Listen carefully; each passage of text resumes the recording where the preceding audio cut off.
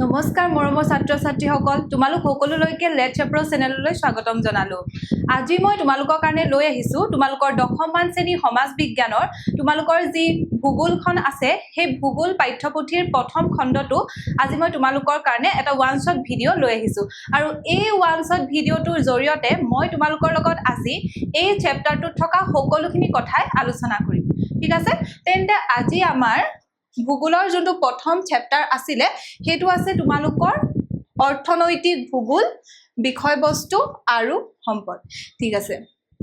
এতিয়া চোৱা তোমালোক সকলোৱে জানাই হয় নাই যে ভূগোল মানে কি ভূগোল মানে হৈছে আমাৰ পৃথিৱী পৃষ্ঠৰ আমি মাটি পানী বায়ু জলবায়ু তাৰপৰা উদ্ভিদ আৰু জনসংখ্যাৰ বিতৰণ বৈশিষ্ট্য এই সকলোবোৰৰ বিষয়ে আমি ক'ত অধ্যয়ন কৰোঁ আমি ভূগোলত অধ্যয়ন কৰোঁ কিন্তু আজি আমাৰ যেটো পাঠ আমি আলোচনা কৰিম হেতুত আছে চোৱা তোমালোকৰ অৰ্থনৈতিক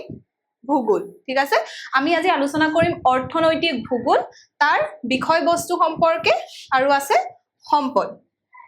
এই চেপ্টাৰটোত আজি আমি পাম যে অৰ্থনৈতিক ভূগোলৰ সংজ্ঞা কি বা অৰ্থনৈতিক ভূগোলে কি কি বিষয়বস্তু সামৰি লয় অৰ্থনৈতিক ভূগোলৰ বিভিন্ন শাখা প্ৰশাখাবোৰৰ বিষয়ে তাৰ লগতে আমি জানিম সম্পদ কি হয় নাই সম্পদৰ শ্ৰেণী বিভাজন সম্পদ যে পৰিৱৰ্তনশীল তাৰ বিষয়ে আমি চেপ্টাৰটোত আজি আলোচনা কৰিম তাৰ লগতে আমি পাম যে আমি সম্পদ সংৰক্ষণ কিয় কৰিব লাগে আৰু সম্পদ সংৰক্ষণৰ বিভিন্ন পদ্ধতিসমূহৰ বিষয়ে আজি আমি এই অধ্যায়টোত আলোচনা কৰিম ঠিক আছে তেন্তে আমি পাঠটোৰ মাজলৈ আগবাঢ়ো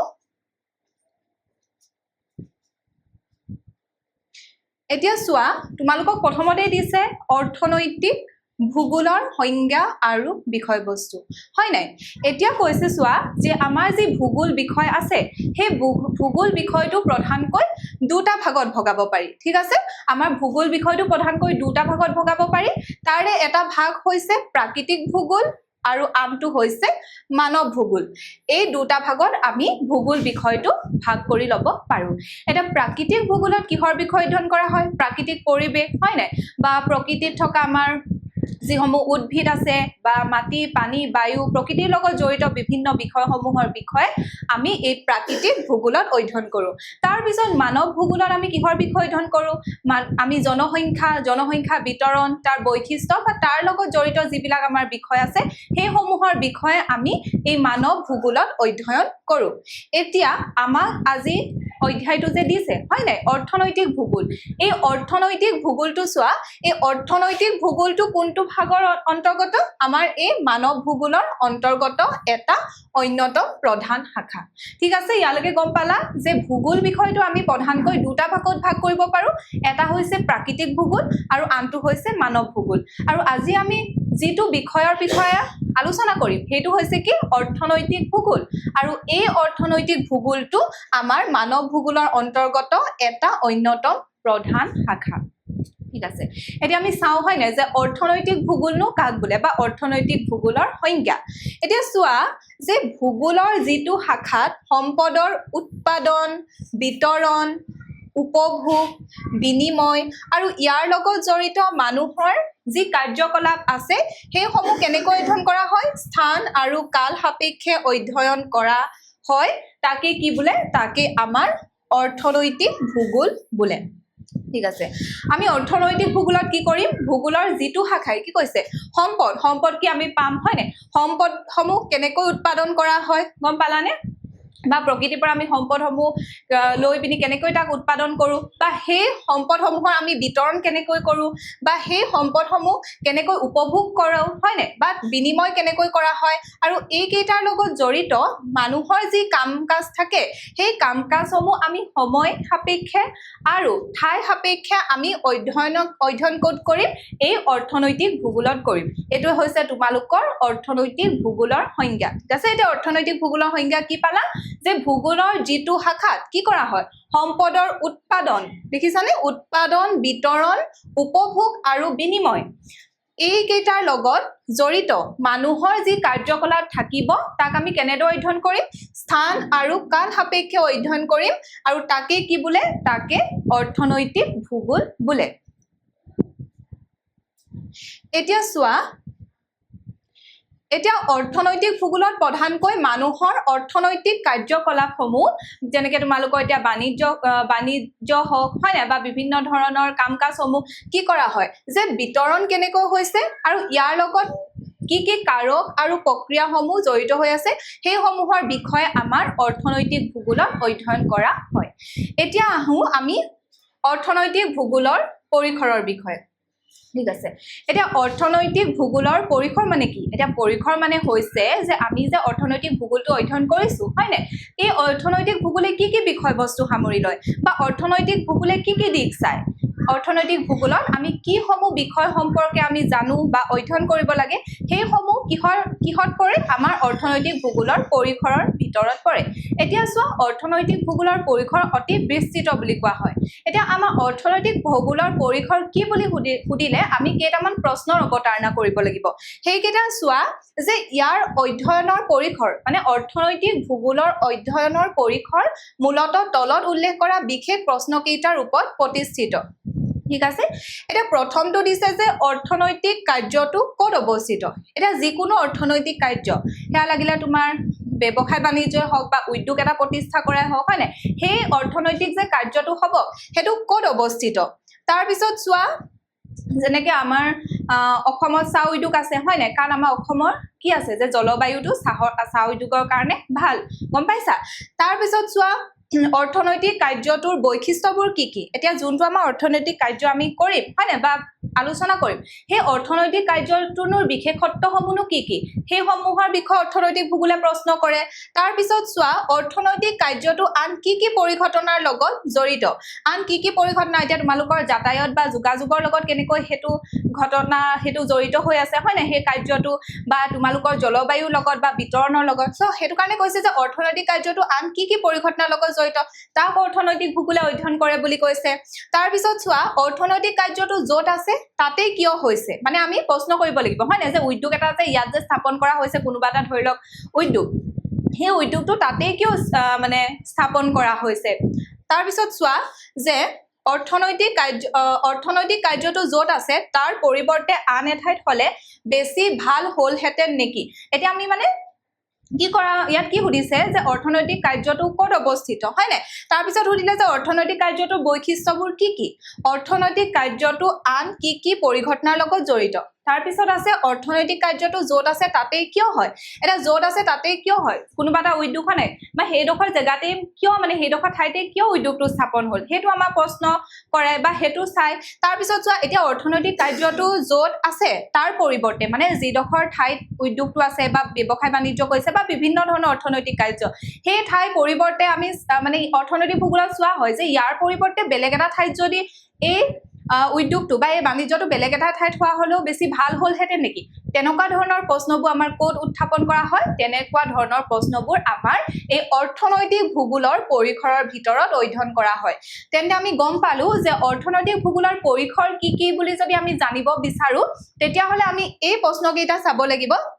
আৰু এই প্ৰশ্নকেইটাই কি দাঙি ধৰে এই প্ৰশ্নকেইটাৰ জৰিয়তে আমি গম পাওঁ যে আমাৰ অৰ্থনৈতিক ভূগোলৰ পৰিসৰ কি বা অৰ্থনৈতিক ভূগোলে আমাৰ কি কি বিষয়নো অধ্যয়ন কৰে গম পালা ঠিক আছে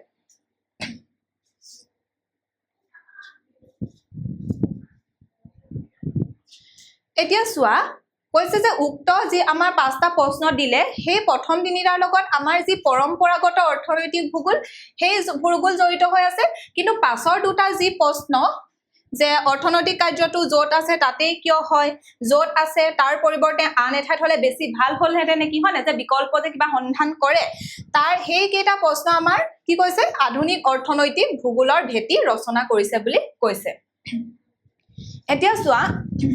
সকলোবিলাক বস্তুৰে কি কিছুমান উদ্দেশ্য লৈ পিনি গঠন হয় নাই সকলোৰে কি থাকে কিবা এটা নহয় কিবা এটা লক্ষ্য আৰু উদ্দেশ্য থাকে তেনেকৈ আমি অৰ্থনৈতিক ভূগোল যে আমি অধ্যয়ন কৰিছো বা অৰ্থনৈতিক ভূগোলৰ বিষয়ে যে আমি জানিবলৈ বিচাৰিছো হয় নাই বা আমি যে পাঠ্যপুথিত পঢ়িবলৈ পাইছো এই অৰ্থনৈতিক ভূগোলৰনো উদ্দেশ্য কি সেইটো বিষয়ে এতিয়া আমি জানিম এতিয়া চোৱা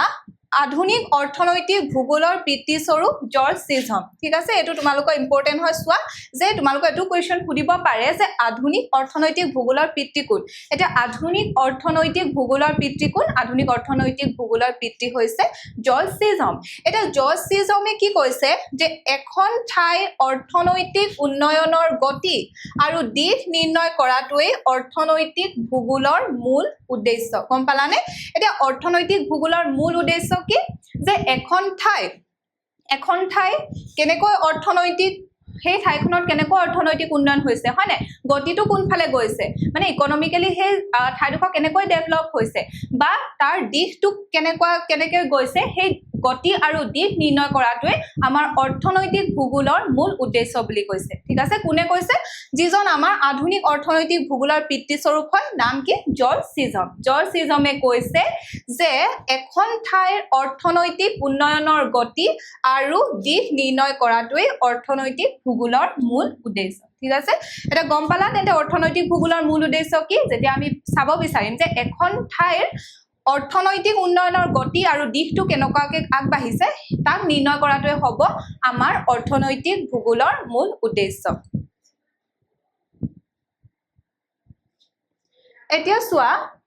আকৌ আমাৰ আন দুজন অৰ্থনৈতিক ভূগোলবিদ জনছ আৰু ডাৰ্কেনৱাল ঠিক আছে তেওঁলোকে আকৌ কি বুলি কৈছে যে অৰ্থনৈতিক ভূগোলে বিশেষকৈ উৎপাদনক্ষম বৃত্তি বা কাৰ্যকলাপ অধ্যয়নৰ লগত জড়িত আৰু লগতে কিছুমান অঞ্চল কিয় উৎপাদনত আগবঢ়া আৰু আন কিছুমান অঞ্চল কিয় আমদানি আৰু ব্যৱসায় বাণিজ্যত আগবঢ়া এনে প্ৰশ্নবোৰ উত্তৰ উদ্ঘাটনত সহায় কৰে কি কৈছে আন দুজন আমাৰ অৰ্থনীতিবিদৰ কথা কৈছে কোন জনছ আৰু ডাৰ্কেনৱাল ঠিক আছে তেওঁলোকে কি বুলি কৈছে যে অৰ্থনৈতিক ভূগোলে আমাক কিহত সহায় কৰে বুলি কৈছে যিবোৰ আমাৰ কি থাকে উৎপাদনক্ষম বৃত্তি বা কাৰ্যকলাপৰ অধ্যয়নৰ লগত জড়িত যিবিলাক কাম-কাজ থাকে হয় নাই তাৰ লগতে কোনোবা এটা অঞ্চল এটা বিশেষ কিছুমান অঞ্চল আমি দেখা পাওঁ হয় না উৎপাদনৰ ক্ষেত্ৰত আগবাঢ়ি গৈছে তেনেকুৱা অঞ্চলসমূহ কিয় উৎপাদনত আগবঢ়া আৰু আন কিছুমান অঞ্চল তেনেকৈ আমি কি দেখো যে আমদানিত তেওঁলোক আগবঢ়া হয় নাই বা ব্যৱসায় বাণিজ্যত কিছুমান অঞ্চল এতিয়া আগবঢ়া কিছুমান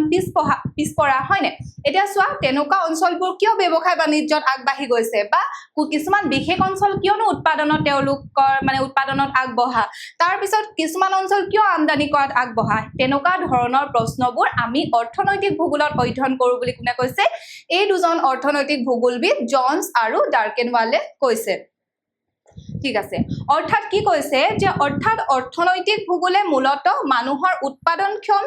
কাৰ্যবোৰ আৰু পাৰিৱেশিক অৱস্থাৰ লগত এইবোৰৰ সম্পৰ্ক অধ্যয়ন কৰে ঠিক আছে এতিয়া অৰ্থনৈতিক ভূগোলে কিহৰ সহায় কৰে গম পালা অৰ্থনৈতিক ভূগোলে কি কৰে মানুহে যে উৎপাদনক্ষম কাৰ্য কৰে হয় নাই সেইবোৰৰ লগত পাৰিৱেশিক অৱস্থাৰ কেনেকুৱা ধৰণৰ সম্পৰ্ক সেইবোৰৰ বিষয়েও আমি অৰ্থনৈতিক ভূগোলত আলোচনা কৰো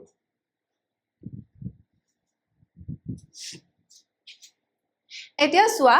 মানুহৰ অৰ্থনৈতিক বৃত্তি বা কাৰ্য চাৰি প্ৰকাৰ বুলি কৈছে এটা মানুহৰ অৰ্থনৈতিক বৃত্তি এটা অৰ্থনৈতিক বৃত্তি বুলিলেনো কি বুজো আমি এতিয়া চোৱা যিবোৰ কাম কৰি মানুহে আয় বা টকা পইচা হয় নাই উপাৰ্জন কৰে সেইবিলাক কামেই কি অৰ্থনৈতিক বৃত্তি মানে যি কামৰ দ্বাৰা আমি অৰ্থ উপাৰ্জন কৰো বা আয় উপাৰ্জন কৰো বা টকা পইচা উপাৰ্জন কৰো সেইবিলাক বৃত্তিয়ে কি সেইবিলাক বৃত্তিয়ে হৈছে আমাৰ অৰ্থনৈতিক বৃত্তি এতিয়া আমাৰ সকলোৰে বৃত্তিবিলাক একে হয় জানো নহয় হয় নাই সকলোৰে আমাৰ অৰ্থনৈতিক বৃত্তিও বেলেগ সেইটো কাৰণে ইয়াত দিয়া আছে যে আমাৰ যি মানুহৰ যি অৰ্থনৈতিক বৃত্তি আছে সেই বৃত্তি কেইটা ভাগত ভাগ কৰিছে মানুহৰ অৰ্থনৈতিক বৃত্তিক চাৰিটা ভাগত ভাগ কৰিছে এতিয়া চোৱা মানুহৰ অৰ্থনৈতিক বৃত্তি বা কাৰ্য চাৰি প্ৰকাৰৰ এটা প্ৰথমতে আছে তোমালোকৰ প্ৰাথমিক বৃত্তি এতিয়া প্ৰাথমিক বৃত্তি কি যি কাৰ্যৰ দ্বাৰা মানুহে প্ৰকৃতিৰ পৰা সম্পদ আহৰণ কৰে তাকে প্ৰাথমিক বৃত্তি বোলে এটা প্ৰাথমিক বৃত্তিত কি কৰে প্ৰাথমিক বৃত্তিত মানুহে প্ৰকৃতিৰ পৰা মানে ডাইৰেক্ট তোমালোকৰ সম্পদসমূহ আহৰণ কৰিব পাৰে প্ৰকৃতিৰ পৰা পোনে সম্পদসমূহ আহৰণ কৰি ল'ব পাৰে গম পালানে সেইটোৱে হৈছে তোমালোকৰ প্ৰাথমিক বৃত্তি যেনে কেনেকে প্ৰকৃতিৰ পৰা মাছ ধৰো হয় নাই মাছ ধৰা কাৰ্য বা বনজ সম্পদ আহৰণ বা খনিজ সম্পদ আহৰণ হয় নাই বা কৃষি কাৰ্য কৰা এইসমূহ আমি প্ৰকৃতিৰ কি কয় যে প্ৰকৃতিৰ পৰা সম্পদসমূহ মানুহে আহৰণ কৰে আৰু সেই কাৰ্যটোৱে আমি কিহত পৰে সেই কাৰ্যটো পৰে এই প্ৰথম যোনটো বৃত্তি দিয়া আছে প্ৰাথমিক বৃত্তি হেতু ঠিক আছে এটা প্ৰাথমিক বৃত্তিত মানুহে কি কৰে প্ৰকৃতিৰ পৰা সম্পদসমূহ আহৰণ কৰে যেনেকৈ তোমালোকৰ মাছ ধৰা কাৰ্য হওক হয় নাই বনাঞ্চলৰ পৰা বনজ সম্পদ আহৰণটো হওক খনিজ সম্পদ আহৰণ হওক গম পালা হেতু হৈছে তোমালোকৰ প্ৰাথমিক বৃত্তি তাৰ পিছত চোৱা সেকেন্ড আছে তোমালোকৰ দ্বিতীয় বৃত্তি এতিয়া দ্বিতীয় বৃত্তি মানেনো কি এতিয়া চোৱা যি কাৰ্যৰ দ্বাৰা মানুহে প্ৰকৃতিৰ পৰা আহৰণ কৰা বিভিন্ন দ্ৰব্য নানান প্ৰযুক্তিৰ জৰিয়তে মানুহৰ ব্যৱহাৰোপযোগী কৰি তোলা হয় তাকে দ্বিতীয় বৃত্তি বোলে যেনে দিয়া আছে শিল্পোৎপাদন প্ৰক্ৰিয়া বিভিন্ন নিৰ্মাণ তথা পুনৰ নিৰ্মাণ কাৰ্য ইত্যাদি এতিয়া চোৱা মানুহে কি কৰিলে প্ৰাথমিক বৃত্তিটো আমি দেখিছিলো হয় না যে প্ৰকৃতিৰ পৰা পুনে পুনে কি কৰে তেওঁলোকে সম্পদসমূহ আহৰণ কৰে এটা দ্বিতীয় বৃত্তিত কি কৰা হয় প্ৰকৃতিৰ পৰা আমাৰ যিসমূহ দ্ৰব্য আহৰণ কৰা হয় সেইসমূহ কি কৰা হয় নানা প্ৰযুক্তিৰ জৰিয়তে মানুহৰ ব্যৱহাৰ উপযোগী কৰি তোলা হয় এতিয়া চোৱা তোমালোকে প্ৰকৃতিৰ পৰা আমি কপাহ হয় না কপাহৰ পৰা তোমালোকে ডাইৰেক্ট তোমালোকে কাপোৰ পোৱা জানো নোপোৱা নহয় হয় না প্ৰকৃতিৰ পৰা ডাইৰেক্ট কাপোৰ পাও জানো নাপাও নহয় কি কৰো যে আমি উদ্যোগসমূহত সেইবিলাক আকৌ নিৰ্মাণ কৰো হয় না শিল্প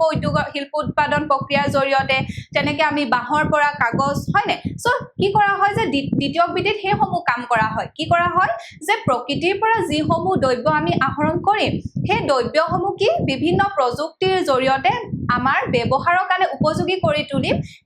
হেতু ক'ত কৰা হ'ব হেতু দ্বিতীয় বৃত্তিৰ জৰিয়তে কৰা হ'ব গম পালানে এতিয়া যেনেকে কি কৈছে শিল্পোৎপাদন প্ৰক্ৰিয়া বিভিন্ন নিৰ্মাণ তথা পুনৰ নিৰ্মাণ কাৰ্য ইত্যাদি তাৰ পিছত আছে চোৱা তৃতীয় বৃত্তি ঠিক আছে এটা তোমালোকৰ এই বৃত্তি কেইটা উদাহৰণ কেইটা মনত ৰাখিবা এটা চোৱা তৃতীয় বৃত্তিত আছে যি কাৰ্যৰ দ্বাৰা প্ৰাথমিক আৰু দ্বিতীয় বৃত্তিৰ যোগেদি উৎপাদিত সামগ্ৰীসমূহ উপভোক্তাৰ ওচৰ পায় তাকে তৃতীয় বৃত্তি বোলে এতিয়া যি কাৰ্যৰ দ্বাৰা আমি প্ৰাথমিক আৰু দ্বিতীয় বৃত্তিৰ যোগেদি যিবিলাক উৎপাদন হ'ব হয় না সেইবিলাকটো উপভোক্তাইটো ডাইৰেক্ট পাব জানো ডাইৰেক্ট নাপায় নহয় এটা মাধ্যমৰ জৰিয়তেহে তেওঁলোকৰ ওচৰলৈ যাব তাৰ পিছতে তেওঁলোকে সেই যিসমূহ উৎপাদন কৰিছে সেই বস্তুবোৰ উপভোগ কৰিব পাৰিব তো সেইটো বৃত্তি যোনে কৰে সেইসমূহক কোৱা হয় তৃতীয় বৃত্তি যেনেকৈ কি যাতায়াতৰ জৰিয়তে লৈ যোৱা হয় না যাতায়াত পৰিবহণ বজাৰৰ জৰিয়তে উপভোক্তাৰ ওচৰ পায় তাৰ পিছত পাইকাৰী বা খুচুৰা বিক্ৰী পৰ্যটন যোগাযোগ আদিৰ লগত জড়িত যিসমূহ অৰ্থনৈতিক কাৰ্য থাকিব সেই অৰ্থনৈতিক কাৰ্যসমূহ কিহৰ অন্তৰ্গত হ'ব এই তৃতীয় বৃত্তি ঠিক আছে এতিয়া চোৱা তোমালোকৰ লাষ্ট বৃত্তিটো হৈছে চতুৰ্থ বৃত্তি এটা চতুৰ্থ বৃত্তিটো কি যি কাৰ্যৰ দ্বাৰা দ্বিতীয় আৰু তৃতীয় বৃত্তিসমূহ অধিক কুশল তথা ফলপ্ৰসূ কৰি তোলাত সহায় কৰে তাকে চতুৰ্থ বৃত্তি বোলে এটা দ্বিতীয় আৰু তৃতীয় বৃত্তিসমূহক কি কৰি তুলিব কুশল কৰি তুলিব হয় না কুশল কৰি তোলাত বা তেওঁলোকৰ যিসমূহ কাৰ্য হ'ব সেইসমূহ ফলপ্ৰসূ কৰি তোলাত কোনে সহায় কৰিব এই চতুৰ্থ বৃত্তিয়ে সহায় কৰিব যেনেকৈ কিহে যে বেংক বা অন্য বিত্তীয় প্ৰতিষ্ঠানসমূহে সহায় কৰে হয় না তেনেকৈ প্ৰচাৰ মাধ্যম প্ৰশাসন শিক্ষা গৱেষণা আদিৰ লগত জড়িত কাৰ্যসমূহ কিহৰ অন্তৰ্গত এই চতুৰ্থ বৃত্তিৰ অন্তৰ্গত ঠিক আছে তেন্তে গম পালা এতিয়া আছে সব প্ৰাথমিক বৃত্তি দ্বিতীয় বৃত্তি তৃতীয় বৃত্তি আৰু চতুৰ্থ বৃত্তি এই চাৰি প্ৰকাৰ আমাৰ আছে অৰ্থনৈতিক বৃত্তি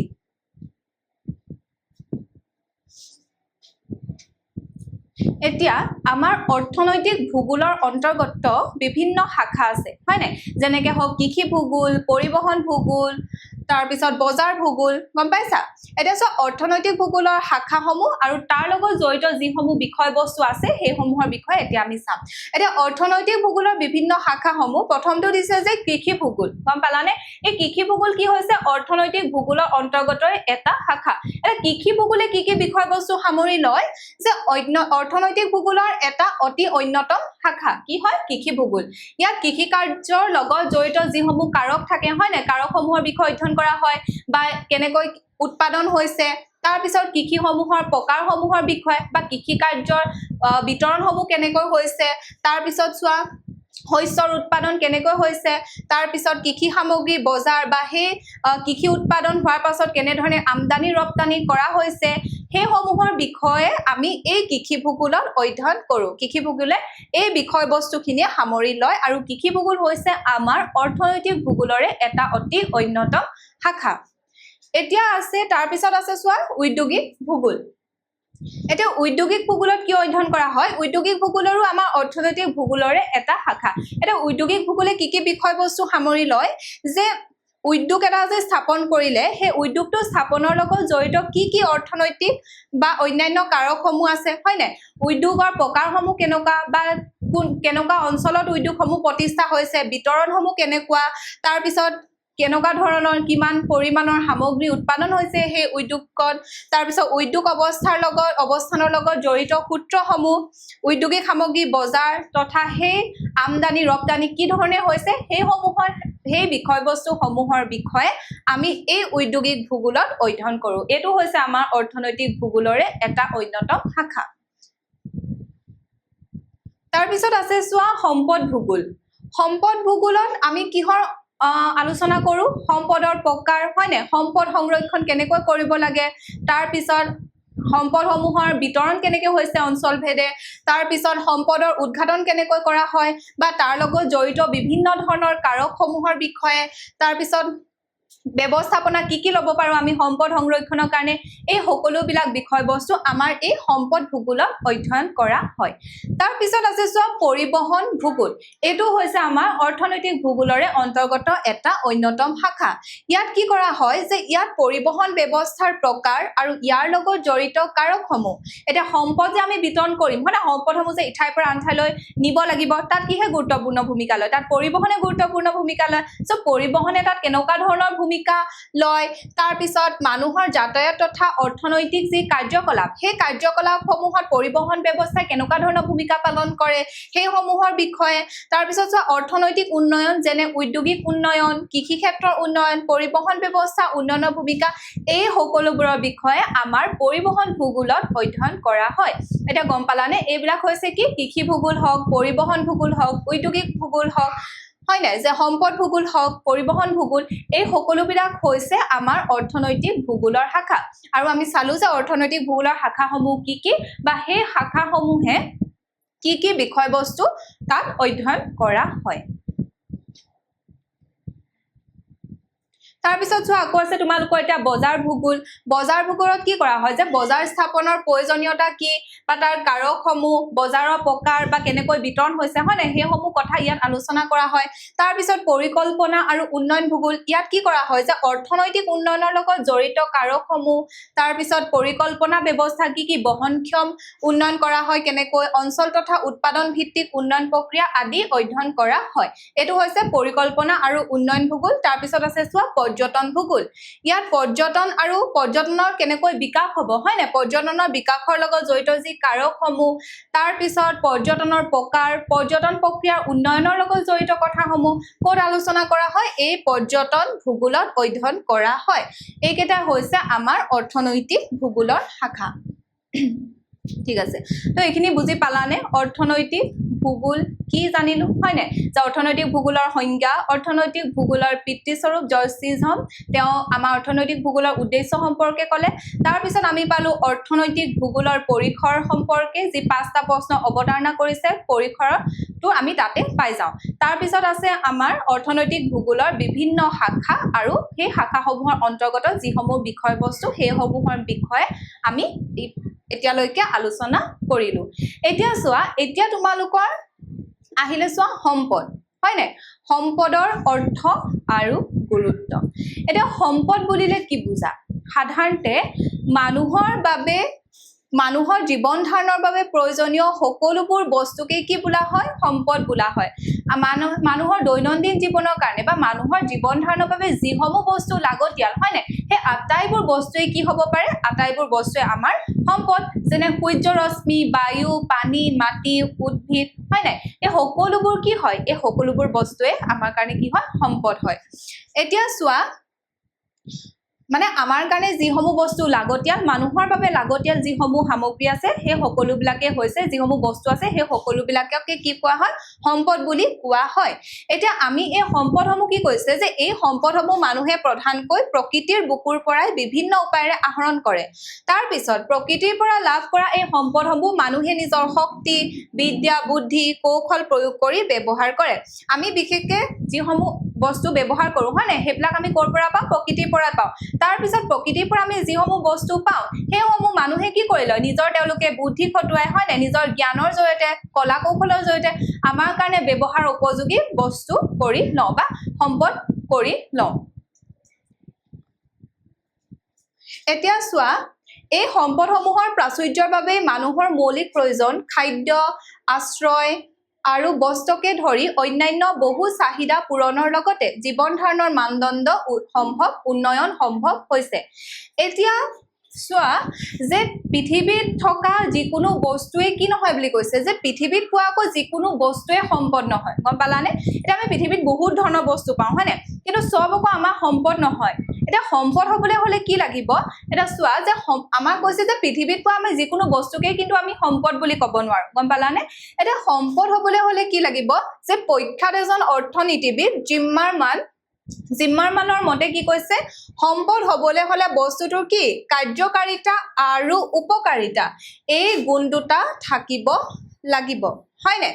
যে কি থাকিব লাগিব সম্পদ হ'বলৈ হলে বস্তুটো কাৰ্যকাৰিতা গুণ থাকিব লাগিব হয় নাই বা কামত খটুৱাব পৰা গুণ বা শক্তি থাকিব লাগিব তাৰ পিছত হেতু মানে হৈছে কাৰ্যকাৰিতা আৰু উপকাৰিতা সেই যেটো বস্তু থাকিব সেই বস্তুটো আমাৰ কি কৰিব লাগিব আমাৰ উপকাৰ কৰিব লাগিব বা আমাৰ যি অভাৱ আছে সেই অভাৱ পূৰণ কৰিব লাগিব তেতিয়াহে কি হ'ব তেতিয়াহে হি একোটা সম্পদ হ'ব পৃথিৱীত পোৱা সকলো বস্তু সম্পদ নহয় আমি গম পালো হয় নাই জিম্মাৰ মানে কি কৈছে যে সম্পদ হ'বলৈ হলে বস্তুটোৰ কাৰ্যকাৰিতা আৰু উপকাৰিতা এই গুণ দুটা থাকিব লাগিব আৰু এই গুণ দুটা থাকিলেহে কি হ'ব সম্পদ হ'ব কোনো এটা বস্তু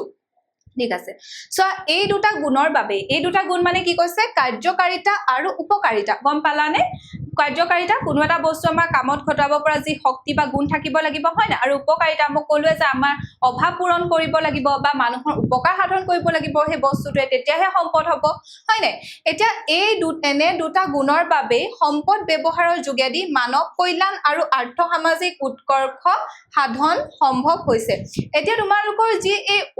কাৰ্যকাৰিতা আৰু উপকাৰিতা এই দুটা যে গুণৰ কাৰণে কি হৈছে যে সম্পদ ব্যৱহাৰৰ যোগেদি মানৱ কল্যাণ হৈছে আৰু আৰ্থিক দিশত আৰু সামাজিক দিশত আমাৰ উৎকৰ্ষ সাধন সম্ভৱ হৈ তুলিছে এই উপকাৰিতা আৰু কাৰ্যকাৰিতা সম্পদৰ যি গুণ আছে এই গুণ দুটাৰ বাবে এতিয়া চোৱা সেই সম্পদ আৰু ইয়াৰ ব্যৱহাৰ মানৱ সমাজৰ উন্নয়নৰ লগত ওতঃপ্ৰোতভাৱে জড়িত সেইকাৰণে মানৱ সমাজৰ উন্নয়নৰ লগত আমাৰ সম্পদটো জড়িত আৰু ইয়াক কেনেকৈ আমি ব্যৱহাৰ কৰিম হিয়ে কি নিৰ্ণয় কৰে হিয়ে আমাৰ মানৱ উন্নয়নটো নিৰ্ণয় কৰে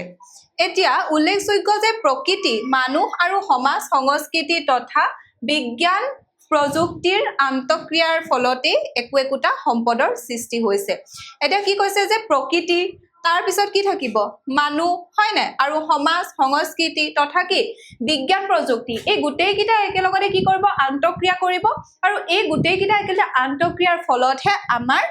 একোটা সম্পদৰ কি হ'ব সৃষ্টি হ'ব বা সৃষ্টি হয় বুলি কৈছে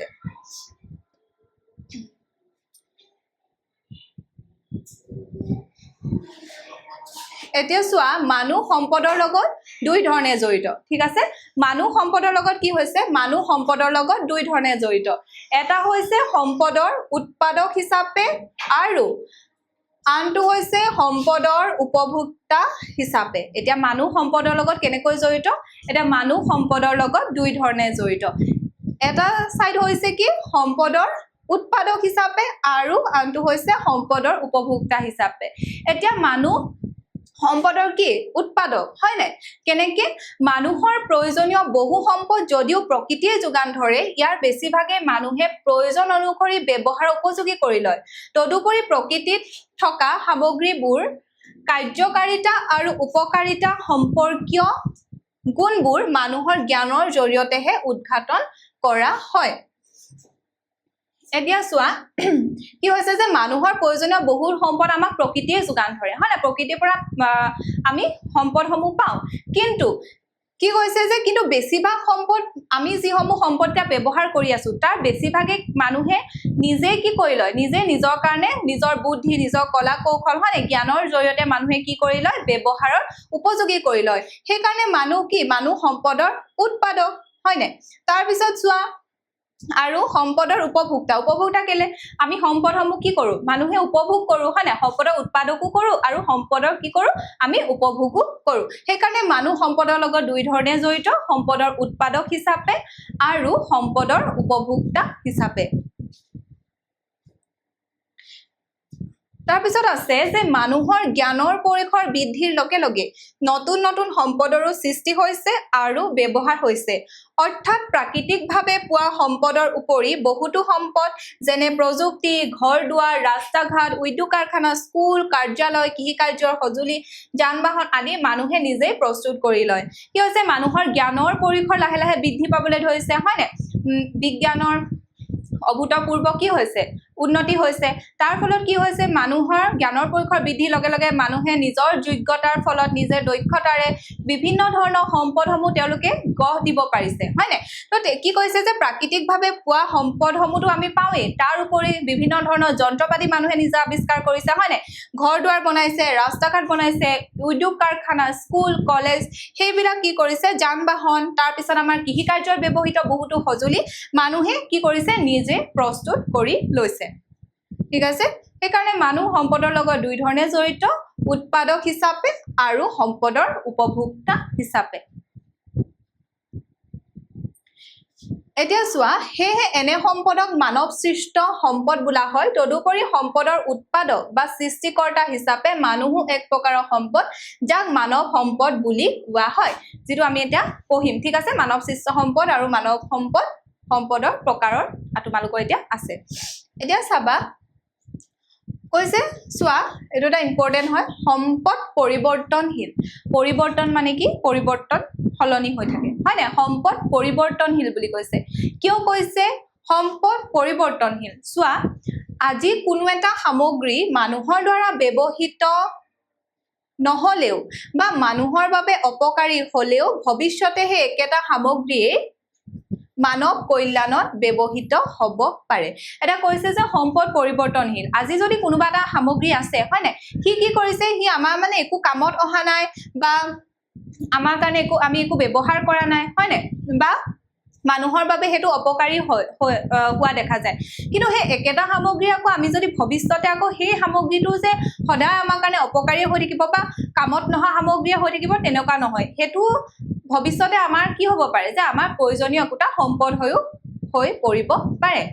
বুজিলা এতিয়া চোৱা যে এনে সামগ্ৰীসমূহ যিবোৰে মানুহৰ কোনো ধৰণে উপকাৰ বা অপকাৰ সাধন নকৰে সেইবোৰক কি বোলা হয় নিৰপেক্ষ বা নিষ্ক্ৰিয় সামগ্ৰী বোলা হয় এতিয়া চোৱা যিবোৰ সামগ্ৰী মানুহৰ উপকাৰো নকৰে আৰু অপকাৰো নকৰে এনে থাকে আৰু গম পাইছানে যি মানে আমাৰ একো কামতো না আহা বা আমাক উপকাৰো কৰা নাই একো অপকাৰো কৰা নাই তেনেকুৱা সামগ্ৰীসমূহ কি হ'ব তেনেকুৱা সামগ্ৰীবোৰক আমি নিৰপেক্ষ সামগ্ৰী বা নিষ্ক্ৰিয় সামগ্ৰী বুলি কম উদাহৰণস্বৰূপে কৈছে চোৱা যে মানুহে যেতিয়ালৈকে শক্তি উৎপাদনত কয়লা বা খনিজ তেলৰ ব্যৱহাৰ নাজানিছিল তেতিয়ালৈকে এইবোৰ কেৱল নিৰপেক্ষ সামগ্ৰীহে আছিল গম পালানে এতিয়া চোৱা মানুহে যেতিয়ালৈকে শক্তি উৎপাদনত এতিয়া কি আছিলে যে আগতেটো ভূগৰ্ভত হয় না ভূগৰ্ভত কিমান বছৰ লাখ বছৰ ধৰি তেনেকৈ আমাৰ কয়লা বা খনিজ তেলসমূহ আছিলে তেতিয়া সেইসমূহ সামগ্ৰী আমাৰ কাৰণে কি হৈ আছিলে নিৰপেক্ষ বা নিষ্ক্ৰিয় সামগ্ৰী কাৰণ সেইসমূহ সামগ্ৰীয়ে না আমাৰ উপকাৰ কৰিছিলে না আমাৰ অপকাৰ কৰিছিলে হয় না তাৰ পিছত চোৱা পিছৰ পৰ্যায়তহে যান বাহনত হওক হয় না বা বিভিন্ন ধৰণৰ উদ্যোগসমূহত হওক মেচিন চলাবলৈ হওক কি হ'ল যে এই আমাৰ খনিজ পদাৰ্থসমূহৰ আমাৰ প্ৰয়োজন হ'ল হয় না তেতিয়া হি কি হৈ পৰিলে তেতিয়া এই সমূহ আমাৰ এই যি নিৰপেক্ষ বা নিষ্ক্ৰিয় সামগ্ৰী আছিল তেতিয়াহে আমাৰ কি হৈ পৰিলে এইবিলাক সম্পদলৈ ৰূপান্তৰিত হৈ গ'ল গম পালা হেতু কাৰণে কৈছে যে যিবোৰ সামগ্ৰী আমাৰ একো উপকাৰ বা অপকাৰ সাধন নকৰে সেইবিলাকক আমি কি বুলি কম সেইবিলাকক আমি নিৰপেক্ষ বা নিষ্ক্ৰিয় সামগ্ৰী বুলি কম কিন্তু এইটো নহয় যে আজি আমাৰ কাৰণে যিসমূহ সামগ্ৰী আমি ব্যৱহাৰ কৰা নাই হয় বা আমাৰ অপকাৰ সাধন কৰি আছে সেইসমূহ সামগ্ৰী যে আমাৰ ভৱিষ্যতলৈ সম্পদ নহব তেনেকুৱা কোনো কথা নাই আমি তেনেকুৱা সামগ্ৰীসমূহ আমাৰ ভৱিষ্যতে আমাৰ কামত অহা বা আমাৰ সম্পদ হৈ পৰিব পাৰে ঠিক আছে এতিয়া চোৱা এতিয়া তোমালোকক এটা উদাহৰণ কৈছো যে এখন কি আছে এখন হাবিত বহু বিভিন্ন ধৰণৰ তোমালোকৰ এতিয়া গছ-গছনি আছে ঠিক আছে তোমালোকৰ এতিয়া বিভিন্ন ধৰণৰ গছ-গছনি আছে আৰু খালি সেই হাবিলৈ যাব পৰা তোমালোকৰ কি নাই ৰাস্তা নাই হয় নাই ৰাস্তা নাই সেইকাৰণে সেই গছ-গছনিসমূহ ডাঙৰ ডাঙৰ মূল্যৱান গছ-গছনিসমূহ কি হোৱা নাই মানুহৰ মানে একো আমি কামত খটুৱাব পৰা নাই তেতিয়ালৈকে হেতু কি হৈ থাকিলে তেতিয়ালৈকে সেই গছ-গছনিখিনি একো ৰাস্তাও নাই তাত যাব কাৰণে হয় নাই হাবিলৈ হেতু কাৰণে তেতিয়ালৈকে সেই মূল্যৱান গছ-গছনিখিনি আমাৰ কাৰণে নিৰপেক্ষ সামগ্ৰী বা নিষ্ক্ৰিয় সামগ্ৰী হৈ থাকিলে তাৰ পিছত মানুহে পিছত যদি মানুহে নিজৰ বুদ্ধিৰে হয় বুদ্ধিৰে নিজৰ দক্ষতাৰে বা কলা কৌশল লগাই ৰাস্তা বনালে তাৰ পিছত সেই মূল্যৱান সামগ্ৰীসমূহে যদি ঘৰ-দুৱাৰ বনাব শিকিলো আচবাব বনাবলৈ শিকিলে হয় নাই তেতিয়া কি হৈ পৰিলে তেতিয়া হেতু আমাৰ নিৰপেক্ষ সামগ্ৰীৰ পৰা আমাৰ সম্পদলৈ পৰিৱৰ্তন হৈ গল গম পালানে এটো আছে তোমালোকৰ নিৰপেক্ষ বা নিষ্ক্ৰিয় সামগ্ৰী এটা আমি মেইন টপিকটো কি পঢ়ি আছো সম্পদ কিয় পৰিৱৰ্তনশীল দে এতিয়া চোৱা নিষ্ক্ৰিয় সামগ্ৰী বা নিৰপেক্ষ সামগ্ৰী মানে কি গম পালা তাৰ পিছত চোৱা প্ৰতিৰোধক মানে কি চোৱা যে যিবোৰ সামগ্ৰী বা পৰিঘটনাই মানুহৰ অপকাৰ সাধন কৰে সেইবোৰক প্ৰতিৰোধক বোলা হয় এটা নিষ্ক্ৰিয় সামগ্ৰীবোৰ কি আছিলে যিয়ে আমাৰ একো উপকাৰো নকৰে আমাৰ অপকাৰো নকৰে হয় নাই তেনেকুৱা সামগ্ৰীবোৰ আমাৰ আছে নিষ্ক্ৰিয় সামগ্ৰী বা নিৰপেক্ষ সামগ্ৰী কিন্তু যিবোৰ সামগ্ৰীয়ে মানুহৰ অপকাৰ সাধন কৰে সেই সমূহক কি বুলি কোৱা হয় সেই সমূহক কোৱা হয় প্ৰতিৰোধক ঠিক আছে সেইবোৰক কোৱা হয় প্ৰতিৰোধক প্ৰতিৰোধক কি উদাহৰণস্বৰূপে অনুৰ্বৰ মাটি তাৰ পিছত বানপানী জৰ্জৰিত অঞ্চল আদি একোটা প্ৰতিৰোধক এতিয়া চোৱা এইখিনিতে উল্লেখযোগ্য যে পশ্চিম বংগত সঘনে বানপানী সৃষ্টি কৰা দামোদৰ নদীৰ ওপৰত বান্ধ নিৰ্মাণ কৰি কি শক্তি উৎপাদন কৰিছে জলবিদ্যুৎ শক্তি উৎপাদন আৰু জলসিঞ্চনৰ ব্যৱস্থা নকৰালৈকে দামোদৰ নদীক প্ৰতিৰোধক হিচাপে গণ্য কৰা হৈছিল গম পালানে এতিয়া চোৱা তোমালোকৰ সম্পদ পৰিৱৰ্তনশীলত আগত মানে কৈ গৈছো হয় নাই যে আজি তুমি যোনটো বস্তু তোমাৰ কাৰণে অপকাৰী বুলি দেখিছা বা একো কামত না আহা বুলি দেখিছা সেইটো ভৱিষ্যতে কি হ'ব পাৰে সেইটো ভৱিষ্যতে সম্পদলৈ ৰূপান্তৰিত হ'ব পাৰে তেনেকৈ কি কৈছে যে আমাৰ পশ্চিম বংগৰ সঘনে বানপানী সৃষ্টি কৰিছিলে এই দামোদৰ নদীয়ে হয় নাই সেইকাৰণে দামোদৰ নদী যেটো অপকাৰ সৃষ্টি কৰিছে সেইকাৰণে কি বুলি কৈছে প্ৰতিৰোধক হিচাপে গণ্য কৰা হৈছিলে কিন্তু কি হ'ল যে সেই দামোদৰ নদীৰ ওপৰত বান্ধ নিৰ্মাণ কৰি যেতিয়া জলবিদ্যুৎ শক্তি উৎপাদন আৰু জলসিঞ্চনৰ ব্যৱস্থা গ্ৰহণ কৰিলে হয় নাই তেতিয়া সেই দামোদৰ নদীখন মানে প্ৰতিৰোধক হৈ নাথাকিলে গম পালা এতিয়া চোৱা গতিকে কৈছে যে মানুহৰ জ্ঞানৰ প্ৰসাৰ আৰু বিজ্ঞান প্ৰযুক্তিৰ উন্নয়নৰ ফলত পৃথিৱীত থকা এনে বহু নিৰপেক্ষ আৰু প্ৰতিৰোধক সামগ্ৰী মানুহৰ সুপ্ৰচেষ্টাৰ ফলত সম্পদলৈ ৰূপান্তৰিত হৈছে সম্পদৰ এনে পৰিৱৰ্তনশীল বৈশিষ্ট্যৰ বাবে আজি উপকাৰী বুলি গণ্য হোৱা এটা সামগ্ৰী বা পৰিঘটনা সময়ৰ গতিত অপকাৰী বা নিষ্ক্ৰিয় সামগ্ৰীলৈ ৰূপান্তৰিত হ'ব পাৰে এটা গোটেই কথাখিনি বুজিলানে সম্পদ কিয় পৰিৱৰ্তনশীল এটা কি কৈছে যে পৃথিৱীত কি হৈছে যে বহু নিৰপেক্ষ বা নিষ্ক্ৰিয় সামগ্ৰী আছে হয় নাই কিন্তু কি কৈছে আমাৰ এতিয়া বিজ্ঞান প্ৰযুক্তি উন্নয়নৰ ফলত মানুহে নিজৰ জ্ঞানেৰে নিজৰ দক্ষতাৰে নিজৰ বুদ্ধিমতাৰে সেই নিৰপেক্ষ বা নিষ্ক্ৰিয় সামগ্ৰীবোৰৰ সুব্যৱহাৰ কৰি সম্পদলৈ ৰূপান্তৰ কৰিছে হয় নাই সেইটো কাৰণে কি কোৱা হৈছে যে সম্পদ পৰিৱৰ্তনশীল বুলি কোৱা হৈছে আৰু সম্পদৰ পৰিৱৰ্তনশীল এই বৈশিষ্ট্যৰ বাবে আজি আমাৰ কি অপকাৰী বা নিষ্ক্ৰিয় আমাৰ কি কৈছে যে আজি উপকাৰী বুলি গণ্য হোৱা এটা সামগ্ৰী বা পৰিঘটনা সময়ৰ গতিত আকৌ অপকাৰী বা নিষ্ক্ৰিয় সামগ্ৰীলৈ ৰূপান্তৰিত হ'ব পাৰে যেনেকৈ নিষ্ক্ৰিয় সামগ্ৰীটো আমাৰ সম্পদলৈ ৰূপান্তৰিত হৈছে তেনেকৈ উপকাৰী কিবা এটা সামগ্ৰী সম্পদো আমাৰ সময়ৰ গতিত কি হ'ব পাৰে অপকাৰী বা নিষ্ক্ৰিয় সামগ্ৰীলৈ ৰূপান্তৰিত হ'ব পাৰে এটো আছে তোমালোকৰ সম্পদ পৰিৱৰ্তনশীল নিষ্ক্ৰিয় সামগ্ৰী প্ৰতিৰোধক গম পালা তাৰ পিছত আছে চোৱা এতিয়া আমি চাম যে সম্পদ আৰু সম্পত্তি হয় নাই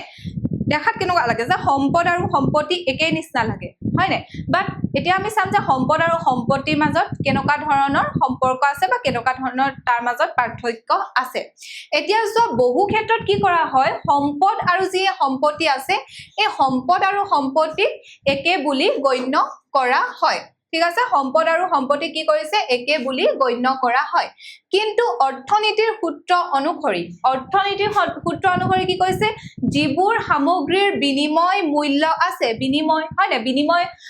বিনিময় মূল্য আছে সেইবোৰক কি বুলি কোৱা সম্পত্তি বোলা হয় এতিয়া চোৱা কৈছে যে বহু ক্ষেত্ৰত আমি সম্পদ আৰু সম্পত্তি একে বুলি কওঁ, কিন্তু অৰ্থনীতিৰ যি সূত্ৰ আছে সেই সূত্ৰ অনুসৰি সম্পত্তি কি বুলি কৈছে, যিবোৰ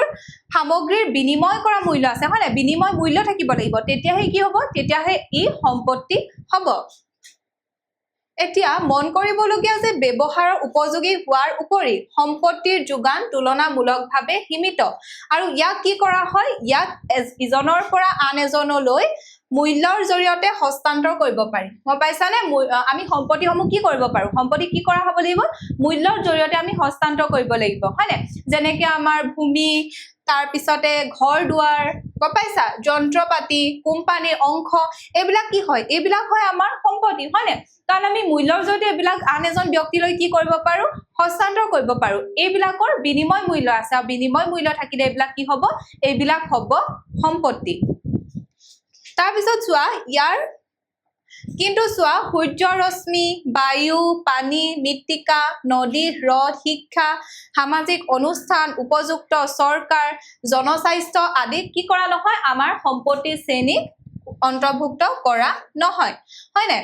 কাৰণ কেলে, কাৰণ কি হৈ যায়, সূৰ্য ৰশ্মি, বায়ু, পানী, মৃত্তিকা, নদ নদী, শিক্ষা, সামাজিক অনুষ্ঠান, এইবিলাকক আমি একো সম্পত্তি অন্তৰ্ভুক্ত কৰিব নোৱাৰো। কিয় নোৱাৰো, এইবিলাকক আমি কি কৰিব নোৱাৰো,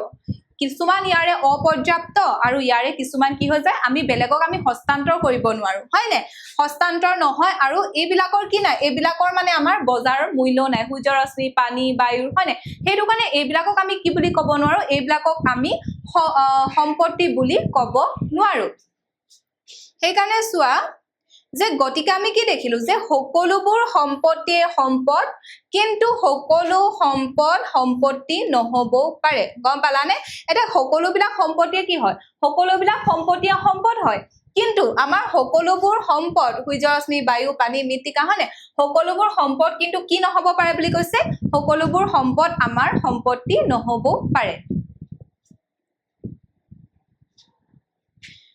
এতিয়া সম্পদৰ বিভিন্ন প্ৰকাৰসমূহৰ বিষয়ে দিয়া চাম।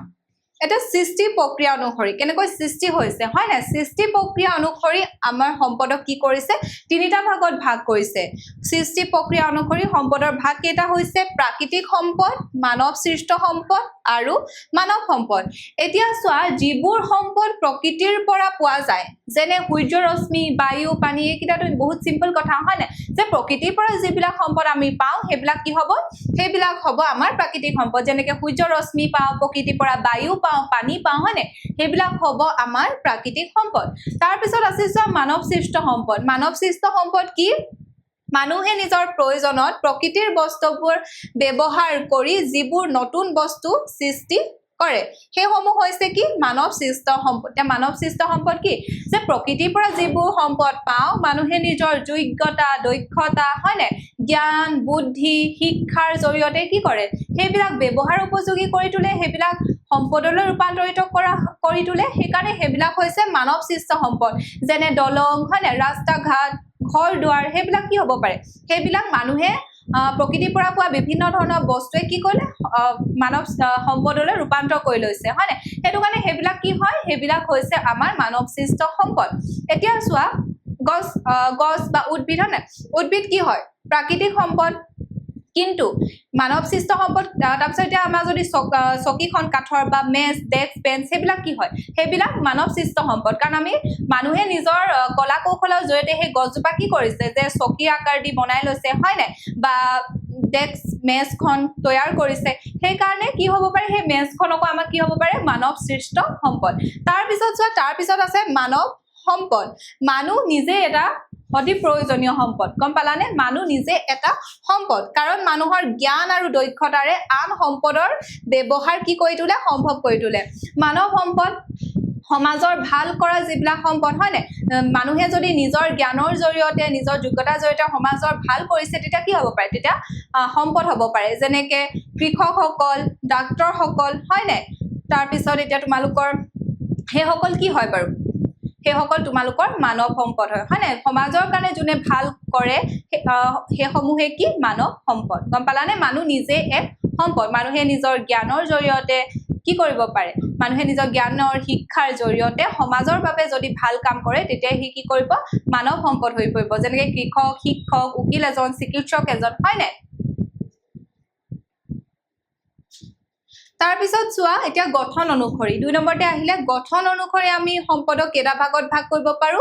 গঠন অনুসৰি আমি সম্পদক দুটা ভাগত ভাগ কৰিব পাৰো এটা হৈছে জীৱীয় সম্পদ আৰু আনটো হৈছে অজীৱীয় সম্পদ এটা জীৱীয় সম্পদ কি প্ৰাণ থকা জৈৱিক উপাদানসমূহ যিবিলাকৰ মানে প্ৰাণ আছে জীৱ আছে হয় সেইবিলাকে জৈৱিক সম্পদ যেনে বিভিন্ন প্ৰাণীসমূহ বা উদ্ভিদ গম পালা তাৰ পিছত আছে চোৱা অজীৱীয় সম্পদ এতিয়া অজীৱীয় সম্পদ কি যিবিলাকৰ প্ৰাণ নাই হয় বা জীৱ নাই সেইবিলাক কি অজৈৱিক উপাদানসমূহ সেইবিলাক হৈছে অজীৱীয় সম্পদ যেনে সোণ শিল পানী হয় না এটো কৈছে গঠন অনুসৰি সম্পদৰ দুটা ভাগ তাৰ পিছত 3 নম্বৰতে আহিলে চোৱা উপলব্ধতা বা স্থায়িত্ব অনুসৰি উপলব্ধ কিমান উপলব্ধ হয় না উপলব্ধ বা স্থায়িত্ব অনুসৰি আকৌ সম্পদক আমি দুটা ভাগত ভাগ কৰিব পাৰো এটা হৈছে নৱীকৰণযোগ্য সম্পদ আৰু আনটো হৈছে অনৱীকৰণযোগ্য সম্পদ এতিয়া চোৱা নৱীকৰণযোগ্য সম্পদ এটা নৱীকৰণযোগ্য সম্পদ কি যিবোৰ সম্পদ ব্যৱহাৰৰ পাছত পুনৰ সৃষ্টি কৰিব পাৰি সেইবিলাকক আমি নৱীকৰণযোগ্য সম্পদ বোলে যেনে সূৰ্য ৰশ্মি বায়ু হয় নাই উদ্ভিদ সেইবিলাক কি সেইবিলাক নৱীকৰণযোগ্য সম্পদ কাৰণ সেইবিলাক সম্পদ কি ব্যৱহাৰৰ পিছত পুনৰ সৃষ্টি কৰিব পাৰি বা সেইবিলাক আমাৰ পৰ্যাপ্ত পৰিমাণে আছে হয় না হেতু কাৰণে হেবিলাক কি হয় হেবিলাক আমাৰ নৱীকৰণযোগ্য সম্পদ তাৰ পিছত আহিলে চোৱা অনৱীকৰণযোগ্য সম্পদ এটা অনৱীকৰণযোগ্য সম্পদ কি যিবোৰ সম্পদ এবাৰ ব্যৱহাৰ কৰিলে একেবাৰে শেষ হৈ যায় আৰু পুনৰ সৃষ্টি কৰিব নোৱাৰি সেইবিলাক হৈছে অনৱীকৰণযোগ্য সম্পদ মানে যিবিলাক সম্পদ যদি আমি বেছিকৈ ব্যৱহাৰ কৰি থাকো মানে তেতিয়া সেই সম্পদসমূহ কি আছে এটা সময়ত শেষ হৈ যাব পাৰে তো তেনেকুৱা বা সেই সমূহ আকৌ হ'বলৈ হলে বহুত কোটি কোটি লাখ লাখ বছৰ লাগি যাব সো তেনেকুৱা সম্পদসমূহ হৈছে অনৱীকৰণযোগ্য যেনে কয়লা হয় না বা খনিজ তেল এই সমূহ সম্পদ কি এটা মানে পৰ্যাপ্ত পৰিমাণৰ আছে আমি যদি যথেমতে সেই সম্পদসমূহ ব্যৱহাৰ কৰো তেতিয়া কি হৈ যাব আমাৰ ভৱিষ্যত প্ৰজন্মৰ কাৰণে নাথাকিবগে পাৰে হেতু কাৰণে সেই সম্পদসমূহ কি কোৱা হয় অনৱীকৰণযোগ্য সম্পদ নৱীকৰণযোগ্য সম্পদসমূহ হৈছে যিবোৰ সম্পদ ব্যৱহাৰ পিছত পুনৰ সৃষ্টি কৰিব পাৰি আৰু অনৱীকৰণযোগ্য সম্পদ যিবোৰ সম্পদ আমি পুনৰ সৃষ্টি কৰিব নোৱাৰো তেনেকুৱা সম্পদসমূহ হৈছে অনৱীকৰণযোগ্য সম্পদ এতিয়া চোৱা আকৌ মালিকী স্বত্বৰ ওপৰত ভিত্তি কৰি আকৌ আমাৰ সম্পদক তিনিটা ভাগত ভাগ কৰিছে এটা হৈছে ব্যক্তিগত সম্পদ মানে কি নিজৰ হয় নিজৰ ব্যক্তিগত এটা চোৱা কোনো ব্যক্তিৰ নিজা মালিকী স্বত্বত থকা সম্পদসমূহ সেইবিলাক কি ব্যক্তিগত সম্পদ যেনেকে মানুহৰ মাটিখিনি বা ঘৰটো হয় না বা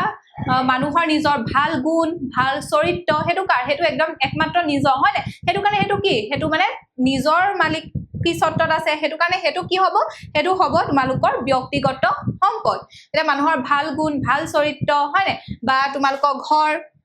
তাৰ পিছত আছে চোৱা জাতীয় সম্পদ হৈছে এখন দেশৰ ভৌগোলিক পৰিসীমাৰ ভিতৰত থকা সকলো সম্পদ এখন দেশৰ বা এখন ৰাজ্যৰ মানে ভৌগোলিক পৰিসীমাৰ ভিতৰত যি সমূহ সম্পদ থাকিব সেই সমূহ হ'ব আমাৰ জাতীয় সম্পদ যেনেকে ৰাস্তা ঘাট অৰণ্য হয় না বা আমাৰ জাতীয় সম্পদ কাজিৰঙা অভয়াৰণ্যখন জাতীয় সম্পদ হ'ব হয় না হেতু হৈছে জাতীয় সম্পদ তাৰ পিছত আন্তৰ্জাতিক সম্পদ চোৱা যিবোৰ সম্পদৰ ওপৰত সমগ্ৰ বিশ্বৰ অধিকাৰ থাকে সেইবিলাক হৈছে আন্তৰ্জাতিক সম্পদ আন্তৰ্জাতিক সম্পদৰ কি দিব গোটেই বিশ্বৰে বা গোটেই পৃথিৱীখনৰে সম্পদ হ'ব বা গোটেই পৃথিৱীৰে অধিকাৰ থাকিব হেতু হ'ব তোমালোকৰ আন্তৰ্জাতিক সম্পদ যেনে সাগৰ মহাসাগৰ হয় না সেইবিলাক হ'ব আন্তৰ্জাতিক সম্পদ তেন্তে মালিকী স্বত্বৰ ওপৰত ভিত্তি কৰি কি কৰিলে তিনিটা ভাগত ভাগ কৰিলে ব্যক্তিগত সম্পদ জাতীয় সম্পদ আৰু আন্তৰ্জাতিক সম্পদ এতিয়া চোৱা সম্পদ কি গম পালা হয় না সম্পদৰ তোমালোকৰ বিভিন্ন ধৰণৰ প্ৰকাৰসমূহৰ বিষয়ে আলোচনা কৰিলো এতিয়া চোৱা আমি যে সম্পদ কৈ আছো এই সম্পদসমূহ আমি কিয় সংৰক্ষণ কৰিব লাগে তাৰ বিষয়ে এতিয়া আমি জানিম বা আমাৰ যে সম্পদ যে সংৰক্ষণ কৰিব লাগে তাৰ সম্পদ সংৰক্ষণ আমাৰ প্ৰয়োজনীয়তা কি হয় না আৰু সম্পদ সংৰক্ষণৰ বিভিন্ন ধৰণৰ পদ্ধতি কি পদ্ধতি অৱলম্বন কৰি আমি সম্পদসমূহ ভৱিষ্যত প্ৰজন্মৰ কাৰণে সংৰক্ষণ কৰিব পাৰো তাৰ বিষয়ে আমি এতিয়া জানিম এতিয়া চোৱা সম্পদ সংৰক্ষণ মানেনো কি সম্পদ সংৰক্ষণ মানে কি কৈছে যে সাধাৰণতে কোনো ধৰণৰ বিনাশ বা অপব্যৱহাৰ নোহোৱাকৈ সম্পদৰ সম্ভাৱ্যপূৰ্ণ ব্যৱহাৰ কৰা কাৰ্য তথা ধাৰণাকে সম্পদ সংৰক্ষণ বোলে গম পালানে এটা কি দিছে যে সম্পদ সংৰক্ষণ কাক বোলে কি হৈছে সাধাৰণতে কোনো ধৰণৰ বিনাশ বা কি কৰিব নালাগিব অপব্যৱহাৰ হ'ব নালাগিব হয়নে অপব্যৱহাৰ নোহোৱাকৈ সম্পদৰ সম্ভাৱ্যপূৰ্ণ ব্যৱহাৰ কৰাকে কি বোলে সম্পদৰ সংৰক্ষণ বুলি কোৱা হয় এতিয়া আমি সম্পদসমূহটো ব্যৱহাৰ কৰিবই লাগিব হয় না সম্পদ আমাৰ সকলোৰে কাৰণে আমাৰ দৰকাৰী আমাক সম্পদ লাগিবই দৈনন্দিন জীৱন যাপন কৰিবলৈ কিন্তু সেই সম্পদসমূহ আমি কেনেকৈ ব্যৱহাৰ কৰিব লাগিব কোনো ধৰণৰ বিনাশ নোহোৱাকৈ বা অপব্যৱহাৰ নোহোৱাকৈ আমি সম্ভাৱ্যপূৰ্ণ মানে আমাক যিমানখিনি দৰকাৰ হয় যিমানটো পৰিমাণলৈকে দৰকাৰ ঠিক তেনেকুৱাকে আমি সম্পদসমূহ ব্যৱহাৰ কৰিব লাগে তাকে কি বুলি কোৱা হয় তাকে কোৱা হয় আমাৰ সম্পদ সংৰক্ষণ কৰা বুলি কোৱা হয় এতিয়া চোৱা সংৰক্ষণৰ মূল উদ্দেশ্যসমূহ কি কি এটা সংৰক্ষণৰ মূল উদ্দেশ্য দিছে যে প্ৰকৃতিৰ পৰা প্ৰয়োজনীয় সম্পদবোৰ এনেদৰে আহৰণ আৰু ব্যৱহাৰ কৰিব লাগে যাতে আমি সকলোৱে বহু সময় ধৰি ইয়াৰ দ্বাৰা উপকৃত হওঁ সম্পদ সংৰক্ষণ মানে কেৱল ভৱিষ্যতৰ বাবে সাঁচি থকা কাৰ্যক নুবুজায় বৰঞ্চ কোনো ধৰণৰ অপচয় নোহোৱাকৈ মানৱ কল্যাণত সঠিক ৰূপত বহুত দিনৰ বাবে ব্যৱহাৰ কৰা কাৰ্যকহে বুজায় এতিয়া চোৱা কি বুলি কৈছে যে আমি সংৰক্ষণ কেলে কৰিব লাগে হয়নে সংৰক্ষণৰ মূল উদ্দেশ্যনো কি আমি সম্পদসমূহটো আমি ব্যৱহাৰ কৰিব লাগিব হয়নে আমাৰ কাৰণেতো দৰকাৰী বা লাগতিয়াল কিন্তু আমি সম্পদসমূহৰ কেনেকৈ ব্যৱহাৰ কৰিব লাগে যে এনেদৰে আহৰণ কৰিব লাগে প্ৰকৃতিৰ পৰা আমি যিসমূহ সম্পদ এনেদৰে আহৰণ আৰু আমি এনেদৰে ব্যৱহাৰ কৰিব লাগে যাতে কি হ'ব পাৰে যাতে আমি এই সম্পদসমূহ লৈ পিনি আমি বহুত সময় ধৰি ইয়াৰ পৰা আমি উপকাৰ পাই থাকিব পাৰো হয়নে বা আমি উপকৃত হৈ থাকিব লাগে পাৰো তেনেকুৱাকে আমি সম্পদসমূহ ব্যৱহাৰ কৰিব লাগে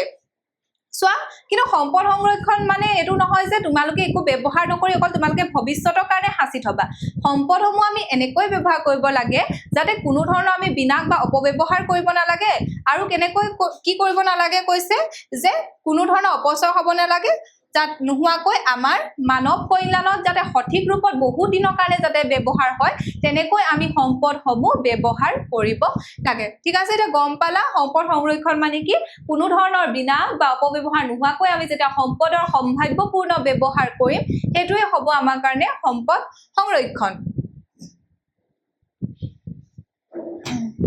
যেনেকে চোৱা হয় না সম্পদ সংৰক্ষণৰ কাৰণে তোমালোকেও সৰু সৰু ষ্টেপ হাতত ল'ব পাৰা নাই যে তোমালোকে পানী টেপটো খুলোতে কমকে খুলিব লাগে হয় নাই বা তোমালোকৰ যদি বাহিৰলৈ ওলাই যোৱা তেতিয়া লাইটৰ সুইচ ফেনৰ সুইচ সেইবিলাক অফ কৰি থব লাগে হয় নাই তো সেইবিলাকো তোমালোকৰ সৰু সৰু সম্পদ সংৰক্ষণৰ কিছুমান পদ্ধতি হ'ব পাৰে এতিয়া চোৱা সংৰক্ষণৰ প্ৰয়োজনীয়তা এটা সম্পদ সংৰক্ষণ আমাৰ কাৰণে কিয় প্ৰয়োজন কিয় আমি সংৰক্ষণৰ কথা ইমানকে কৈ থাকিবলগীয়া হৈছে হয় নাই এতিয়া চোৱা জনসংখ্যা বৃদ্ধি আৰু মানৱ সভ্যতাৰ বিকাশৰ লগে লগে প্ৰাকৃতিক সম্পদ বিশেষকৈ অনৱীকৰণযোগ্য সম্পদ ব্যৱহাৰ দ্ৰুতগতিত বৃদ্ধি পাইছে এতিয়া চোৱা এতিয়া আমাৰ জনসংখ্যা বৃদ্ধি হৈ আহিছে হয় নাই লগতে আমাৰ মানৱ সভ্যতাৰ বিকাশ হৈ আছে আৰু তাৰ লগে লগে কি কৈছে আমি প্ৰকৃতিৰ পৰা মানে সম্পদসমূহ আমাৰ বেছিকৈ ব্যৱহাৰ হৈছে বিশেষকৈ অনৱীকৰণযোগ্য ব্যৱহাৰ দ্ৰুতগতিত বৃদ্ধি পাইছে এতিয়া অনৱীকৰণযোগ্য সম্পদসমূহ কি যে মানে বেছিকে ব্যৱহাৰ কৰি থাকিলে আমি আকৌ পুনৰ সৃষ্টি কৰিব নোৱাৰি হয় নাই বা বহুত লাখ লাখ কোটি বছৰ লাগে কয়লা খনিজ তেল হয় নাই সেইবিলাক বস্তু তাৰ পিছত এতিয়া জনসংখ্যা বৃদ্ধি হৈছে মানৱ সভ্যতাৰ বিকাশ হৈছে এতিয়া মানুহে বহুত কি কৰিছে যে যান বাহন বিলাক কিনিছে হয় নাই তাৰ কাৰণে আমাৰ পেট্ৰলিয়াম দৰকাৰ হৈছে কি হৈছে তো অনৱীকৰণযোগ্য সম্পদসমূহ কি হৈছে বেছিকৈ ব্যৱহাৰ হ'বলৈ ধৰিছে এতিয়া চোৱা উন্নত দেশবোৰত উচ্চ মাত্ৰাত হোৱা সম্পদৰ ব্যৱহাৰ আৰু উন্নয়নশীল দেশবোৰত জনসংখ্যাৰ বিস্ফোৰণৰ ফলত সম্পদবোৰ নিঃশেষ হৈ যোৱাৰ উপক্ৰম হৈছে এতিয়া কি কৈছে যে আমাৰ উন্নত যিবিলাক দেশ আছে হয় নাই তেওঁলোকে কি কৰিছে যে ডেভেলপমেন্ট কৰিছে হয় নাই ডেভেলপমেন্টৰ কাৰণে নতুন তেওঁলোকে কি কৰিছে মানে তেওঁলোকৰ বহুত মানে তেওঁলোকৰ সম্পদসমূহ বহুত ব্যৱহাৰ হৈছে তাত হয় নাই উন্নত দেশবোৰত তাৰ পিছতে আকৌ কিছুমান দেশত কি হৈছে যে যিসমূহ উন্নয়নশীল দেশবোৰ কেনেকা আমাৰ ভাৰতবৰ্ষৰ নিচিনা দেশত কি হৈছে জনসংখ্যা বৃদ্ধি হৈ গৈ আছে হয় নাই তো জনসংখ্যা বৃদ্ধি হোৱাৰ কাৰণে আমাৰ খাদ্য বস্তু বাসস্থান বা বিভিন্ন ধৰণৰ আমাৰ অভাৱ পূৰণৰ কাৰণে আমাৰ সম্পদসমূহ আমি মানে প্ৰয়োজন হৈছে তো তাৰ কাৰণে আমাৰ সম্পদসমূহ কি হৈছে বহুত বেছিকৈ আমাৰ ব্যৱহাৰ হৈছে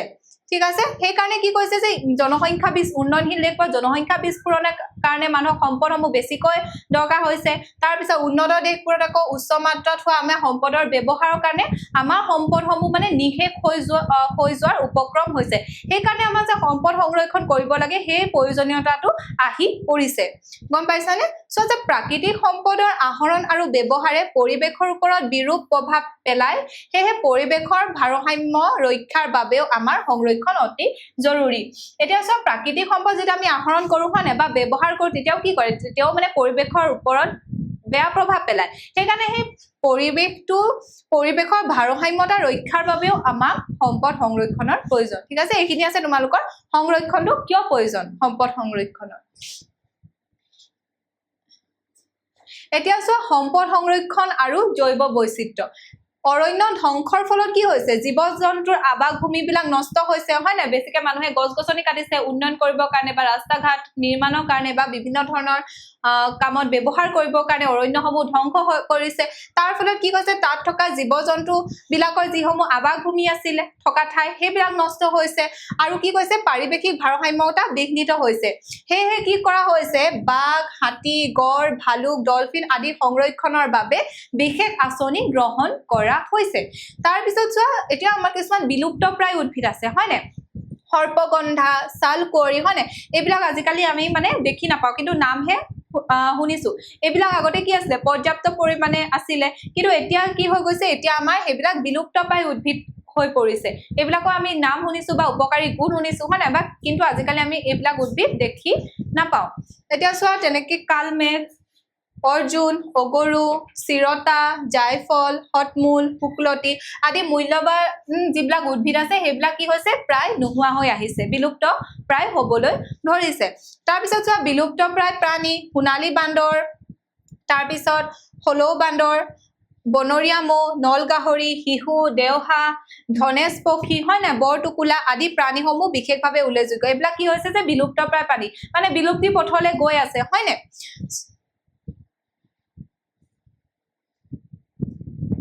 তাৰ পিছত চোৱা যে খনিজ তেল কয়লা আদি ব্যৱহাৰ আৰু কৃষি কাৰ্যৰ ৰাসায়নিক সাৰ কীটনাশক অধিক প্ৰয়োগৰ ফলত কি হৈছে বায়ু পানী আৰু মাটি প্ৰদূষণ হৈছে তাৰ পিছত মিতব্যয় ব্যৱহাৰ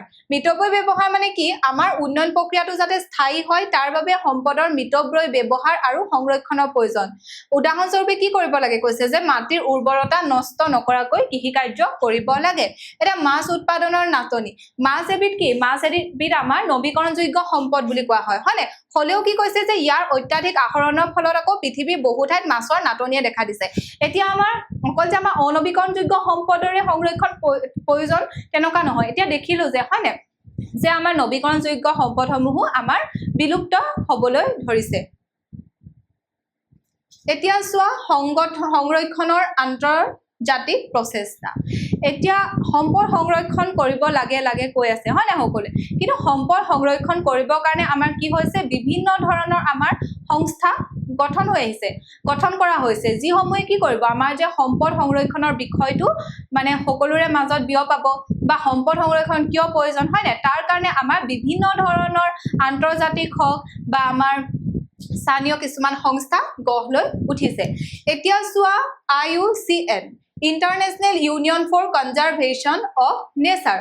এটো কি হৈছে সম্পদ সংৰক্ষণ আৰু পৰিৱেশ সুৰক্ষাৰ বাবে গঠিত এক গুৰুত্বপূৰ্ণ আন্তঃৰাষ্ট্ৰীয় সংস্থা প্ৰতিষ্ঠা হৈছিল 1948 চনত ঠিক আছে এতিয়া IUCN international union for conservation of nature আন্তঃৰাষ্ট্ৰীয় পৰিৱেশ সংৰক্ষণ সংস্থা এটো এটা হৈছে আন্তঃৰাষ্ট্ৰীয় সংস্থা এটো পৰিৱেশ সংৰক্ষণৰ এটা অতি গুৰুত্বপূৰ্ণ সংস্থা হয় নে এটো কেতিয়া গঠন হৈছিল 1948 চনত গঠন হৈছিল ইউনেস্কোৰ প্ৰথম সঞ্চালক প্ৰধান কোন জুলিয়ান হাক্সলেৰ প্ৰচেষ্টাত ফ্ৰান্সত IUCN প্ৰতিষ্ঠিত হৈছিল international union for conservation of nature 1948 চনত গঠিত হৈছিল সম্পদ সংৰক্ষণ আৰু পৰিৱেশ সুৰক্ষাৰ বাবে গঠিত হৈছিল 1948 চনত কাৰ নেতৃত্বত বা কাৰ প্ৰচেষ্টাত ইউনেস্কোৰ প্ৰথম সঞ্চালক প্ৰধান কোন আছিল জুলিয়ান হাক্সলে তেওঁ প্ৰচেষ্টাত ক'ত হৈছিল ফ্ৰান্সত এই IUCN নামৰ আন্তৰ্জাতিক সংস্থাটোৰ গঠন হৈছিল এতিয়া চোৱা এই সংস্থাটোৰ IUCNৰ মূল উদ্দেশ্য কি সমগ্ৰ বিশ্বৰ প্ৰাকৃতিক পৰিৱেশ প্ৰাকৃতিক সম্পদ সংৰক্ষণ তথা জৈৱ বৈচিত্ৰ্যৰ বিষয়ে কাম কৰা এই IUCN যেটো সম্পদ সংৰক্ষণৰ আন্তৰ্জাতিক সংস্থা হেতুৱে কিহৰ কাৰণে কাম কৰে হেতুৱে প্ৰাকৃতিক পৰিবেশৰ কাৰণে প্ৰাকৃতিক সম্পদৰ সংৰক্ষণৰ কাৰণে আৰু আমাৰ জৈৱ বৈচিত্ৰ্যৰ বিষয়ে কাম কৰে তাৰ পিছত চোৱা IUCNৰ নেতৃত্বতে WWF for Nature World Wild Fund for Nature আৰু বিশ্ব সংৰক্ষণ নিৰীক্ষণ কেন্দ্ৰ প্ৰতিষ্ঠা হৈছে কাৰ আণ্ডাৰত হৈছে আন্তঃৰাষ্ট্ৰীয় পৰ্যায়তে এই IUCNৰ নেতৃত্বতে WWF World Wild Fund for Nature আৰু বিশ্ব সংৰক্ষণ নিৰীক্ষণ কেন্দ্ৰ স্থাপিত হৈছে তাৰ পিছত আমি সকলোৱে জানো হনে ৰাষ্ট্ৰসংঘৰ আহ্বানত প্ৰতি বছৰে কিমান তাৰিখে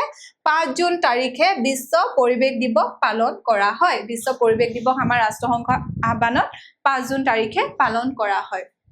ঠিক আছে এটা সো আন্তঃৰাষ্ট্ৰীয় পৰ্যায়ত আমি গম পালো IUCN WWF হয়নে এতিয়া সব ভাৰতবৰ্ষতো কিছুমান আমাৰ পৰিৱেশ সংৰক্ষণৰ বাবে চৰকাৰী প্ৰচেষ্টা লোৱা হৈছে ঠিক আছে এতিয়া সব পৰিৱেশ বন আৰু জলবায়ু পৰিৱৰ্তন মন্ত্ৰালয় ministry of environment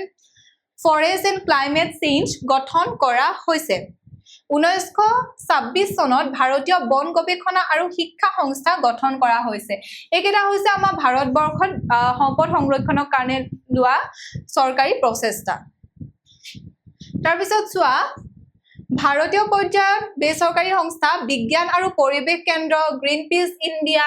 wild life trust of India গম পাইছানে তেনেকুৱা ধৰণৰ বিভিন্ন ধৰণৰ সংস্থা ভাৰতীয় পৰ্যায়ত আমাৰ গঠন কৰা হৈছে আৰু আমাৰ অসমতো আছে কি অসম বিজ্ঞান সমিতি অৰণ্য আদি এই সংস্থাবিলাকে আমাৰ জৈৱ বৈচিত্ৰ্য ৰক্ষাৰ কাৰণে পৰিৱেশৰ সুৰক্ষাৰ বাবে বা হয় না বা সম্পদ সংৰক্ষণৰ কাৰণে কি কৰে কাম কৰে এইবিলাক হৈছে সম্পদ সংৰক্ষণৰ কিছুমান উল্লেখযোগ্য সংস্থা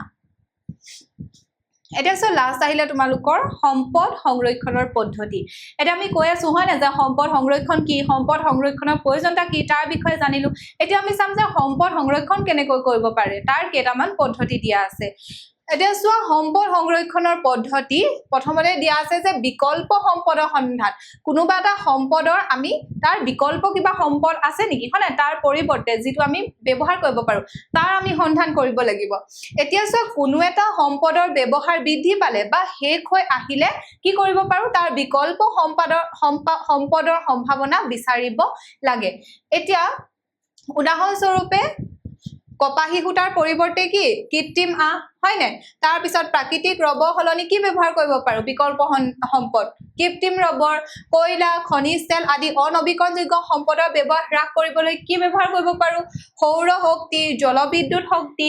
বতাহ শক্তি হয় আদি এইবিলাক নবীকৰণযোগ্য সম্পদৰ ব্যৱহাৰ বৃদ্ধি কৰিব লাগে গম পাইছানে এটো হৈছে তোমালোকৰ সম্পদ সংৰক্ষণৰ এটা পদ্ধতি আমি বিকল্প সম্পদৰ সন্ধান কৰিব লাগে কোনোবা এটা সম্পদ যদি আমি শেষ হৈ অহাৰ নিচিনা দেখো হয় না তেন্তে আমি কিছুমান বিকল্প সম্পদৰ সন্ধান কৰিব লাগে যেনেকৈ আমাক কৈছে যে কপাহী সূতাৰ পৰিৱৰ্তে কৃত্ৰিম আঁহ হয় না তাৰ পিছত প্ৰাকৃতিক ৰবৰ হলনি কৃত্ৰিম ৰবৰ কয়লা খনিজ তেল আদি অনবীকৰণযোগ্য সম্পদৰ ব্যৱহাৰ হ্ৰাস কৰিবলৈ সৌৰ শক্তি জলবিদ্যুৎ শক্তি এইবিলাক নবীকৰণযোগ্য সম্পদৰ কি কৰিব লাগে ব্যৱহাৰ কৰিব লাগে তাৰ পিছত চোৱা পুনৰাৱৰ্তন ৰিসাইক্লিং এতিয়া সীমিত পৰিমাণৰ সম্পদবোৰ ব্যৱহাৰ কৰি পেলোৱাৰ পৰিৱৰ্তে পুনৰ ব্যৱহাৰোপযোগী কৰি তুলিব লাগে পুনৰাৱৰ্তন মানে কিছুমান সম্পদ আমি ব্যৱহাৰ কৰি পেলাই দিয়াতকৈ হেবিলাক আকৌ আমি ৰিসাইক্লিং কৰিব পাৰো নি চাব লাগে হয় না বা পুনৰাৱৰ্তন কৰিব লাগে উদাহৰণস্বৰূপে চোৱা পুৰণি পলিথিন বেগ প্লাষ্টিক বটল কাগজ লোহাৰ সামগ্ৰী আদি কি কৰিব পাৰি যে পুনৰাৱৰ্তন কৰিব পাৰি হয় না পুনৰাৱৰ্তনৰ জৰিয়তে আমি কি কৰিব পাৰো এই সম্পদসমূহ সংৰক্ষণ কৰিব পাৰো এইকেইটা আছে তোমালোকৰ সম্পদ সংৰক্ষণৰ পদ্ধতি তাৰ পিছত আছে চোৱা অভিযোজন বা নৱ প্ৰচলন ইনোভেশন এটা অধ্যয়ন আৰু গৱেষণাৰ জৰিয়তে সম্পদক অধিক কাৰ্যকৰীভাৱে ব্যৱহাৰ কৰিবলৈ নতুন পদ্ধতি বা উদ্ভাৱন প্ৰয়োগ কৰিব লাগে এতিয়া কি কৈছে আমি অধ্যয়ন আৰু গৱেষণাৰ জৰিয়তে অধ্যয়ন কৰিব লাগিব তাৰপিছত গৱেষণাৰ জৰিয়তে সম্পদক আমি অধিক কাৰ্যকৰীভাৱে ব্যৱহাৰ কৰিবলৈ নতুন কিছুমান কি উদ্ভাৱক বা নতুন পদ্ধতি প্ৰয়োগ কৰিব লাগে হয় নাই তেতিয়া আমাৰ কি হ'ব সম্পদসমূহ সংৰক্ষণ হ'ব যেনেকৈ সব মাটিৰ উৰ্বৰতা ৰক্ষা কৰিবলৈ ৰাসায়নিক সাৰৰ ব্যৱহাৰ কৰাৰ পৰিৱৰ্তে আমি কি কৰিব পাৰো জৈৱ সাৰ হয় নাই যেনেকৈ আমি গোবৰ দিব পাৰো আৰু জৈৱ কীটনাশক ব্যৱহাৰত গুৰুত্ব দিব লাগে তেতিয়া কি আমাৰ মাটিৰ উৰ্বৰতাটো হ্ৰাস নাপায় তাৰপিছত বৰ্জিত দ্ৰব্যৰ পৰিমাণ হ্ৰাস এতিয়া কৈছে যে কেঁচা মালৰ পৰা দ্ৰব্য উৎপাদন কৰোঁতে বৰ্জিত সামগ্ৰীৰ পৰিমাণ সীমিত কৰিব লাগে বৰ্জিত এতিয়া কেঁচা মালৰ পৰা আমি গছ এজোপা কাটি যেতিয়া আমি কিবা এটা দ্ৰব্য মানে কি কৈছে যে কেঁচা মালৰ পৰা যেতিয়া আমি দ্ৰব্য এটা উৎপাদন কৰোঁ হয়নে সেই উৎপাদন কৰাৰ পিছত যিবিলাক বৰ্জিত সামগ্ৰী থাকে সেইবিলাকৰ পৰিমাণটো সীমিত কৰিব লাগে যেনেকৈ উদাহৰণ দিছে যে গছ কাটি কাঠৰ সামগ্ৰী তৈয়াৰ কৰোঁতে এটা গছ কাটি পিনি গছ এজোপা গোটেই গছজোপাই কটা হয় হয়নে তাৰপিছত কাঠৰ সামগ্ৰীটো তৈয়াৰ কৰা হয় তাৰ লগতে কি হৈ যায় যে পেলনীয়া কাঠবিলাক থাকি যায় হয়নে তো সেই যিবিলাক পেলনীয়া যিবিলাক কাঠবিলাক থাকি গ'ল সেইবিলাকৰ পৰা আকৌ আমি সৰু সৰু সামগ্ৰীসমূহ তৈয়াৰ কৰিব লাগে তেতিয়া কি হ'ব আমাৰ সম্পদৰ যিটো অপচয় সেইটো ৰোধ পাব বা হ্ৰাস পাব তাৰপিছত আছে চোৱা সম্পদ সংৰক্ষণৰ পদ্ধতি তোমালোকে ইয়াৰ 4টা মান চালে হ'ব এতিয়া চোৱা জ্ঞান আৰু খালি তোমালোকে গোটেইকেইটা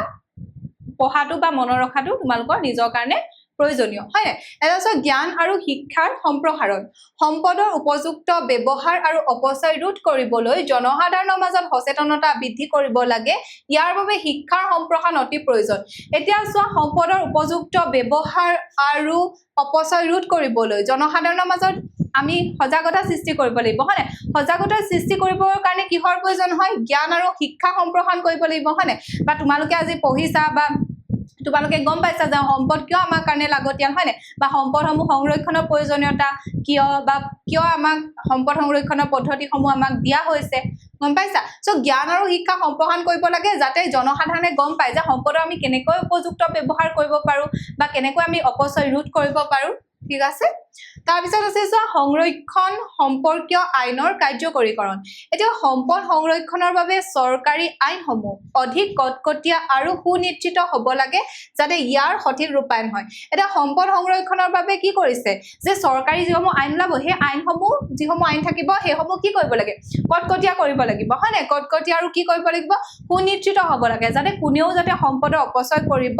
নোৱাৰে বা ইয়াৰ এই আইনকেইখন যাতে সংৰক্ষণ সম্পৰ্কত সঠিকভাৱে ৰূপায়ণ কৰিব পাৰে তাৰপিছত চোৱা সম্পদৰ ভঁৰালৰ সঠিক মূল্যায়ন এটা ভৱিষ্যত পৰিকল্পনাৰ বাবে দেশত কিমান পৰিমাণৰ সম্পদ সঞ্চিত হৈ আছে তাৰ সঠিক মূল্যায়ন কৰা দৰকাৰ ইয়াৰ দ্বাৰা অপ্ৰয়োজনীয় ব্যৱহাৰ নিয়ন্ত্ৰণ কৰিব পাৰি এতিয়া সম্পদৰ ভঁৰালৰ সঠিক মূল্যায়ন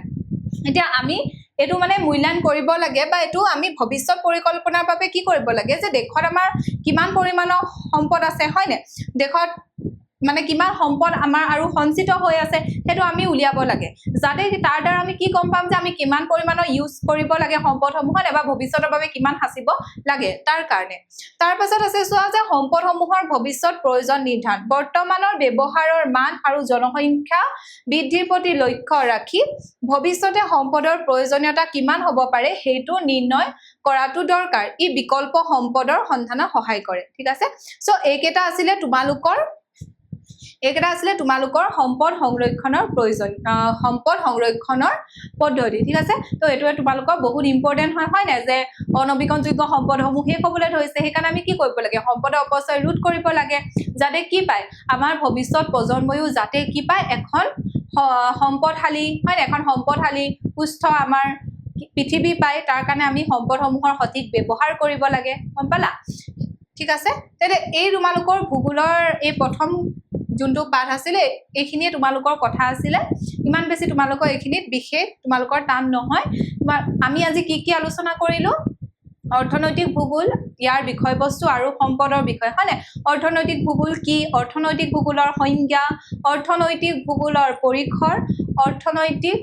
ভূগোলৰ মূল উদ্দেশ্য ইয়াৰ বিভিন্ন শাখা আৰু তাৰ বিষয়বস্তু লগতে আমি জানিলো সম্পদ কি হয়নে তাত আৰু এটা গুৰুত্বপূৰ্ণ কথা আমি জানিলো সম্পদ কিয় পৰিৱৰ্তনশীল বুলি কোৱা হয় তাৰ পিছত সম্পদৰ বিভিন্ন ধৰণৰ প্ৰকাৰ সম্পদ কিয় সংৰক্ষণ কৰিব লাগে সম্পদ সংৰক্ষণ মানেনো কি সম্পদ সংৰক্ষণৰ প্ৰয়োজনীয়তা কিয় আমাৰ সমাজত হয়নে তাৰ পিছত সম্পদ সংৰক্ষণৰ বিভিন্ন পদ্ধতি সমূহৰ বিষয়ে জানিলো ঠিক আছে তেন্তে আজি ওয়ান শট ভিডিওটো ইমানতে সামৰণি মাৰিলো ধন্যবাদ